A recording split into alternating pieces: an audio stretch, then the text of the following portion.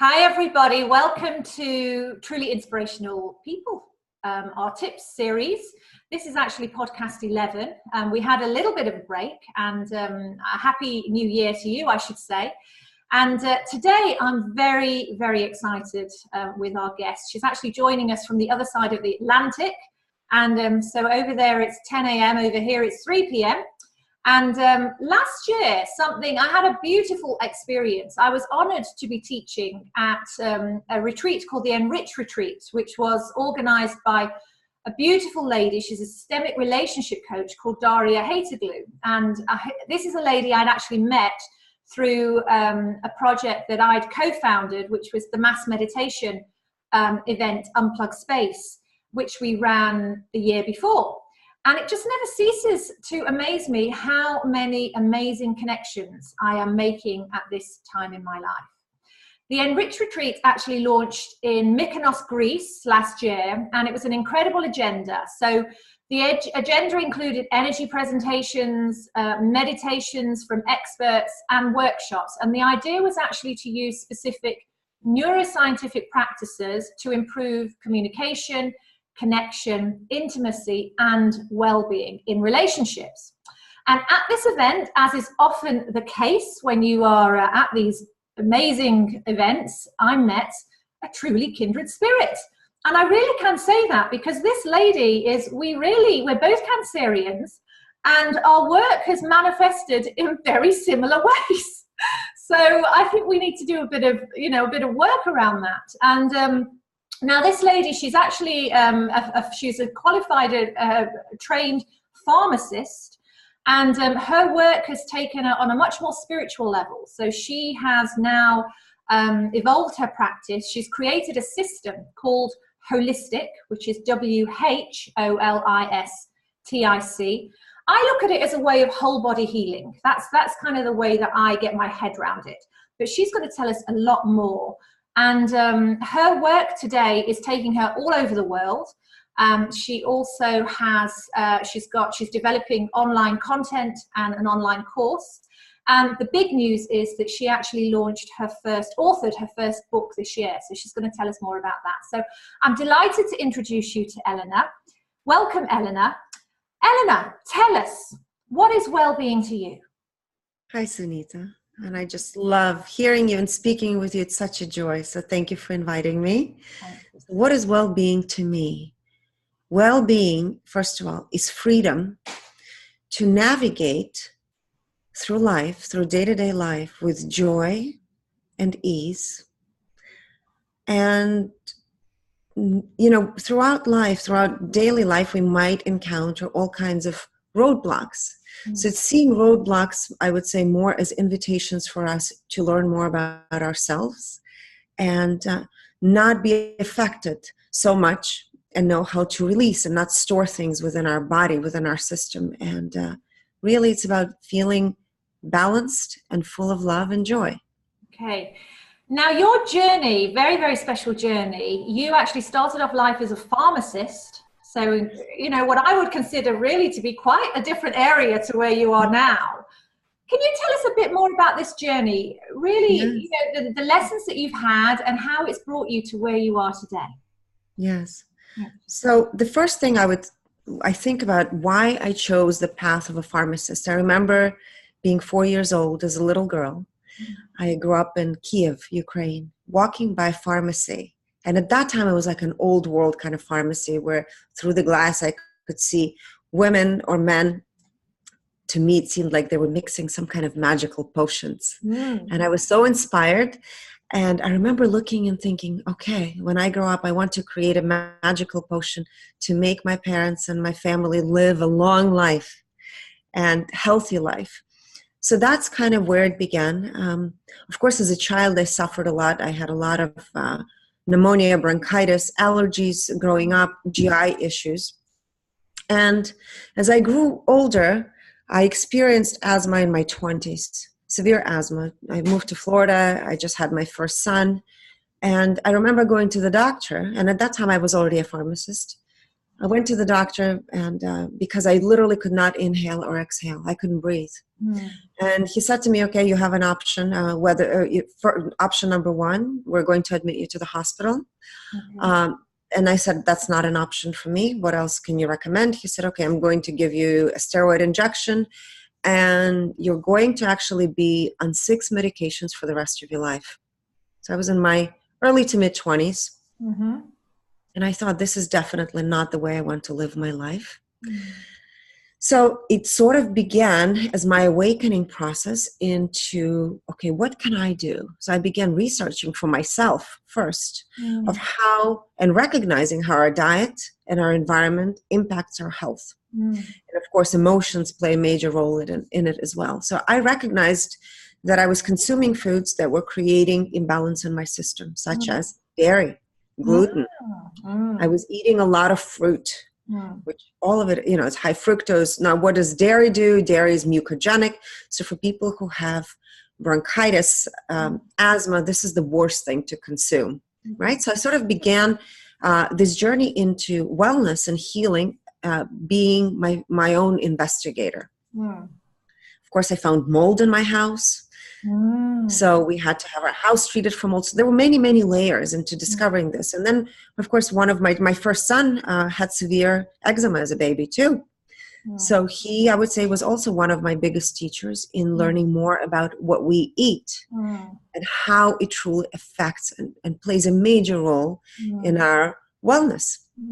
So by changing his diet, his symptoms went away as well. And then a few years went by. At that time, I already had 4 children. I worked in a pharmacy about 30 hours a week. I went to take a course. It's actually a fellowship. I enrolled myself into a fellowship. It's called the American Academy of Anti-Aging Medicine, which later on became a master's program at USF College of Medicine, and then it became a PhD program. And I remember walking into this first module, they call it the module, and one of the cardiologists had us get up.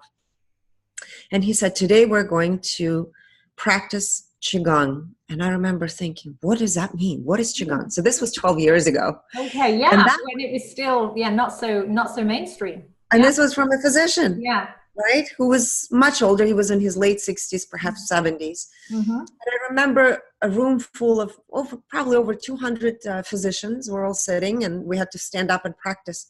And that was truly, for me, the major awakening point in my life, because I became aware for the first time of the energy flow or energy current between my hands. Oh, wow.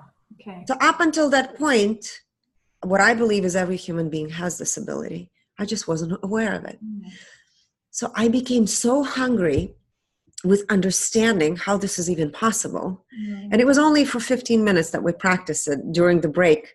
And I came back home thinking, okay, this is something I want to investigate for myself, but also for people I was working with. So at that time I was working in a compounding pharmacy, making the potions that I always dreamed about. But then realizing that actually those potions were filled with chemicals. And that was another light bulb that went on in my head. Even though we were mixing all these ingredients, I never actually truly looked to search and understand that what these ingredients were. And one of my biggest ingredient awakeners was BHT, the butylated hydroxytoluene, which is used as an antioxidant and a preservative to extend the shelf life of products, but it's also used in canned foods. So a lot of times, the canned food industry will put this into products, but what is BHT? It's actually an endocrine disruptor, right? So, and they found that women or even men, it disrupts your hormone cycle. So it decreases testosterone in males, and also in females, your estrogen gets metabolized into a completely different pathway. So this was going into all the products that you were making? All the products that I was making. And these were pharmaceutical products? These are pharmaceutical products, custom-made products, and to this day, I would tell you pretty much everything has it. Wow. Unless you make you're conscious enough and you're seeking for an organic company or natural company. So that was my second wake-up call. At that time, I was also analyzing people's blood work. I was looking at the data of, looking at hormones, looking at vitamin deficiency, nutritional deficiencies, working with gut health But what I started to recognize, the numbers a lot of times did not correspond to what was really happening with the entire human being. So at that time I was studying different healing modalities along with functional medicine. And then I decided to transition fully into the work that I do, because I recognize that there's something much greater into the cause of creating or being the cause of the disease that most people experience. Do you think through that journey then there was what we say, there was just such a conscious shift in you? Yes. Yeah. And that then led you to committing to the training and actually going on the journey from a theoretical point of view, getting the qualifications. Yes. And absolutely. Absolutely. It was very conscious. It was also a challenging path to take, as you might know. Going from long career. Yes, going from something that was convenient and known, right, from all my family members, my friends, to sort of going into the waters, unknown territory, and not knowing where it's going to take you. But the only thing that I knew is I wanted to seek for truth, and I was following my heart. And I made a full commitment to any decision that I made from that point on was always going to be from my heart, from my love. It's for bettering myself, my family, and of course then it became about others as well. So Elena, tell us, so through this journey you must have brought your own self-care practices into it. So you changed the food that you was eating, you changed the products that you was using.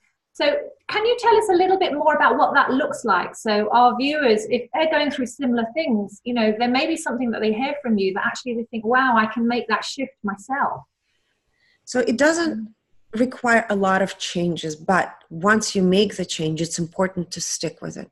Some of the things that I incorporate in my daily life are breath work. I think is so powerful and important. And anytime over the years, whenever I felt stressed, this is actually the number one tool I go to is breathing and walking. And walking, being in nature is so powerful. And it's also something that most of us forget to do. Oh, absolutely.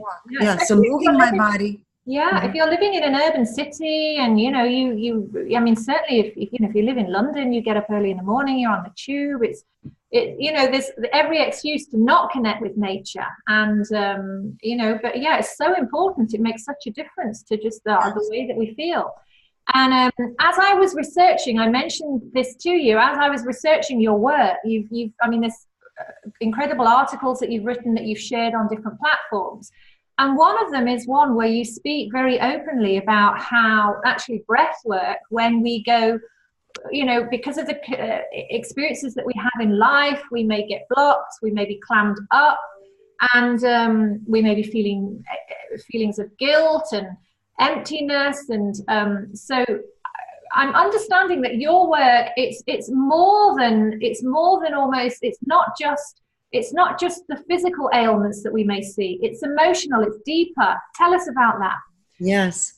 So, of course, I started my work in a physical. Yes, physical work, right? Ailments, yes. Yeah. Yes. And then I recognized there's something much greater that is influencing that. So then I transitioned into, okay, how do emotions play into manifesting the disease? So I always say to people I work with, our higher self communicates to our physical body through very, very powerful messages. Those messages are emotions. Now, when we choose to tune them out, the messages become louder, and they will become louder in the form of symptoms, anxiety, depression. If we choose to tune them out even longer, or I would say, I call it parking them in a long-term parking garage, okay? That would be storing them somewhere deep in our tissues. Actually, what happens is those messages turn into physical disease.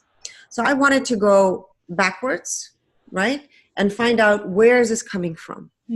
And I recognize there's so many systems, for example, the chakra systems that is very important to understand, because it's sort of like the bridge between our higher self and how information flows in our physicality. But what I uncovered over the years is something much greater. And this information is called the morphogenetic field of information. So every single living thing on this planet has its own morphogenetic field of information. So for example, dolphins have their own morphogenetic field. Dogs have their own. Crystals have their own, and human beings do as well. So what is this morphogenetic field of information? Actually, we, in the physical, in this three-dimensional world, are a manifestation of this information field. We decided to incarnate and experience life on this planet in this three-dimensional duality realm, to experience it and feel things, okay? So the information, so imagine that this morphogenetic field of information is sort of like a cloud, right? So if you're a computer system, this is your cloud that stores every experience, every emotion, every situation that ever happened to you, as well as, let's say you might have viruses in your system, parasites, bacteria. And what I've noticed over the years, just like computers accumulate all these viruses, right? We do too. Yeah, we do as well. So here's what triggered for me to understand this even deeper. Let's say a person has chronic fatigue syndrome, right? And there's many viruses that are involved. It could be Epstein-Barr, herpes number 6. I would treat the viruses using herbs. The viruses would go away, but then a year or two later, those viruses would come back again. And I thought, why is it coming back? Well, there's a reason why. Because when we're treating things on a physical level, the information field that the microorganism leaves, it leaves in our own morphogenetic field of information. And it leaves it in the holographic field. So that means not only does a person on a physical level has to be treated for that microorganism, but also the holographic field of information of that microorganism needs to be erased, just like a virus or a parasite from the computer system. Okay, Elena, this is seriously big work. So you know, I have to ask, how do you clear that energy field? How know, how do you diagnose, and then how do you clear it? So I have a way of, it takes me about 5 hours to analyze somebody's field. And there's so many layers, because that's why I started to say this is a morphogenetic field. Then it goes through something called Shen. And then we also know traditional Chinese medicine talks about miracle meridians and meridian system before it goes into chakras. So all of this makes up the soul anatomy before it goes into our physicality and into our physical anatomy. Okay. So I go into the field of information. Takes me about 5 hours, and measure. So a person will have very concrete information on what they have down to their cellular level. So we're going to know if they're storing emotions, where they're storing their emotions, where there's blockages in the meridian system. So this particular work is really complementary to everything else a person is doing. But for me, it's about erasing things that don't belong in the field, and then realigning and syncing the field with your physicality. Okay. So the people that are coming to you that you're helping with this system, what are they coming to you with? Gosh, I'm working with people all around the world. I don't have to see them anymore. I have people in Australia. I have people with tumors.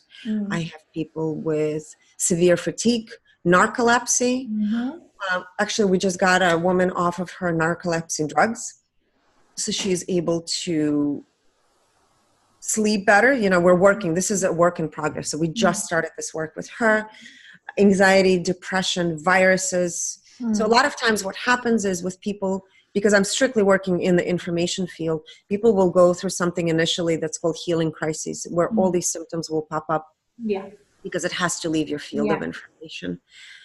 So I have a woman with brain tumors now. Her doctor had suggested for her to come and find someone that she can work with naturally. So there's all kinds of people depending on what issues they have. Somebody with bipolar, depression disorders. And how about you? You know, how do you, because this is, again, it's very deep work for you. So if somebody goes to see a doctor, the doctor will analyze, they'll spend some time with them. This work is different because, look, 5 hours you're spending diagnosing, you know, you're getting right into the crux of it. So how do you also make sure your energy field is protected, that you're not depleted? What do you do for yourself? That's a great question. And it's something I had to learn over the years because, as you know, when you are an empath and a healer in a way, you want to give everything you've got to this person. So For me, when I analyzed the field, I made a commitment to only analyze one person per day. Mm-hmm. And I have to block out times to do that. I used to do more, and I said, okay, I can't do that because it's exhausting for me too. And I literally sit there for hours analyzing the field of information.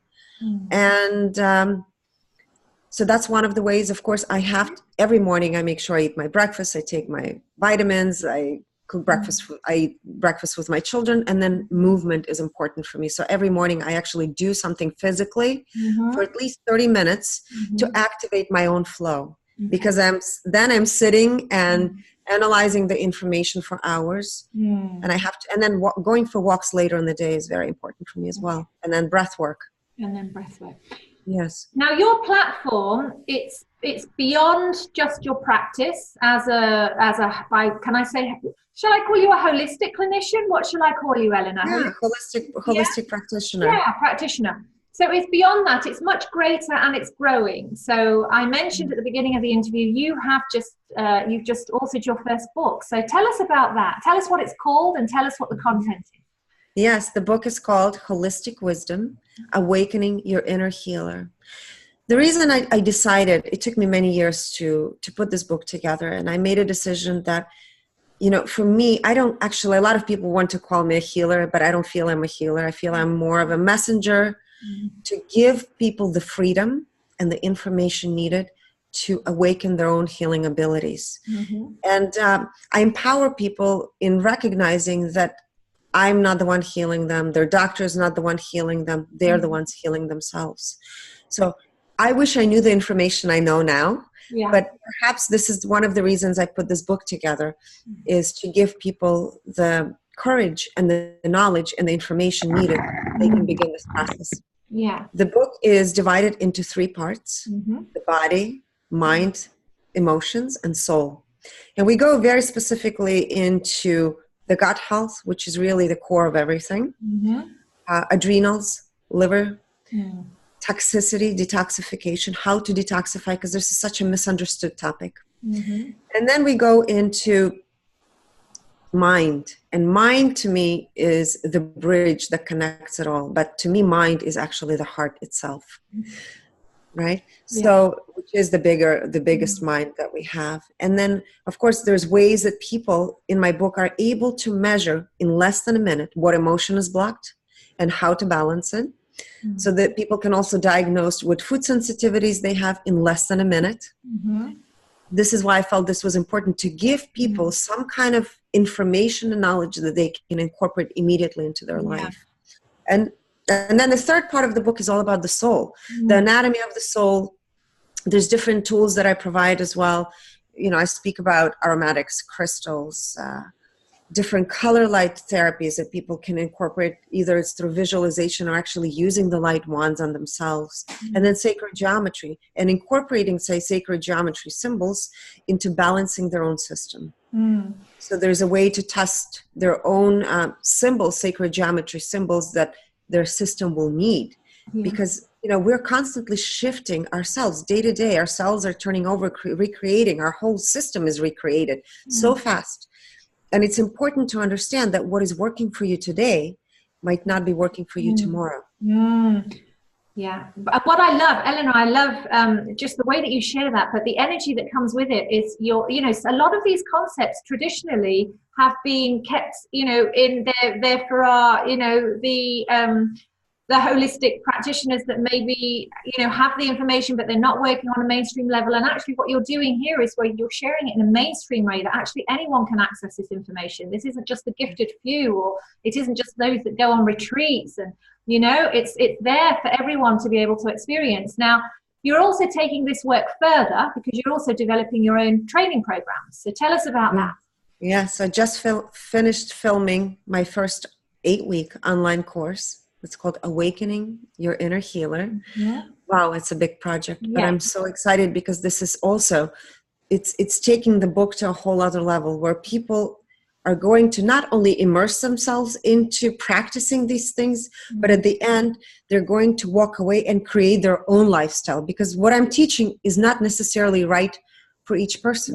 But I want them to understand this is the tools Elena has. Mm-hmm. This is what I'm sharing. But from all of the information that I've shared, my goal is for each person to be courageous, to trust themselves, and create their own system that works best for them, based on my teachings. Yeah.